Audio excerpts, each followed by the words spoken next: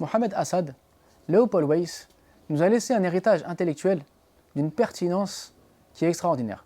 Bien qu'il soit mort, ses idées sont toujours vivantes. Et à chaque fois qu'on lit et qu'on médite sur ce qu'il a écrit, on se rend compte de l'intelligence de cet homme.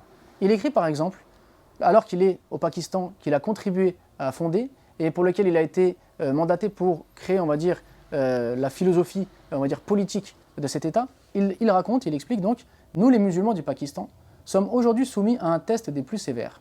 Un test des plus sévères de notre caractère social. Et rien ne devrait nous faire oublier que le caractère social d'une communauté n'est rien d'autre que l'addition de ses caractères individuels.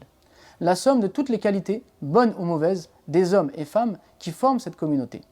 La manière dont nous nous acquitterons de cette épreuve décidera si nous, en tant que communauté, sommes dignes de l'indépendance ou non. Regardez la pertinence de ces propos. Elles ont été écrites il y a plusieurs dizaines d'années, et pourtant on dirait qu'il nous parle. Il dit « nous les musulmans du Pakistan ». On pourrait dire « nous les musulmans de France »,« nous les musulmans des États-Unis »,« nous les musulmans du Maroc ». Ça s'adresse à tout le monde est concerné.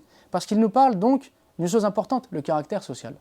Bien souvent, la religion a été renvoyée à la maison, la famille, c'est-à-dire qu'on pratique la prière à la maison ou bien à la mosquée, on lit le Coran. Mais est-ce que notre pratique, est-ce que notre lecture du Coran a un impact dans la société?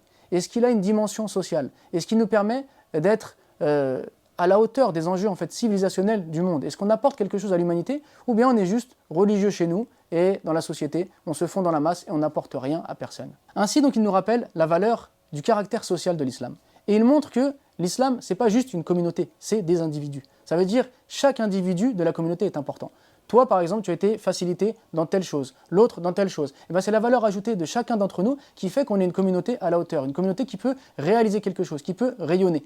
Mais si on juge la communauté comme ça de manière globale, sans prendre en considération la valeur de chacun, et bien on met de côté une partie d'entre nous et finalement on est une communauté qui n'a pas d'intérêt. On est juste, on va dire, comme l'écume de la mer qui est balayée à droite à gauche. Alors que si on valorise la valeur individuelle de chacun, et bien on devient un groupe important et un groupe qui peut être intéressant, qui peut être profitable, qui peut rayonner autour de lui. Et il clôture son paragraphe par une réflexion qui doit nous interpeller. Il dit « La manière dont nous nous acquitterons de cette épreuve décidera si nous, en tant que communauté, sommes dignes de l'indépendance ou non. » Alors il parle de l'indépendance du Pakistan, ou de l'indépendance de l'Algérie, ou de l'indépendance de pays colonisés. Non, non, non. C'est au-delà. Il parle de l'indépendance de nous. Est-ce qu'on va être dépendant d'une société? Est-ce qu'on va être dépendant d'idées qui nous réduisent? Ou bien est-ce qu'au contraire, on va prendre notre indépendance et on va être au-dessus de toutes ces idées qu'on nous a mis dans la tête, de tous ces blocages qui sont autour de nous, pour être justement à la hauteur donc, du message de l'islam en étant rayonnant autour de nous.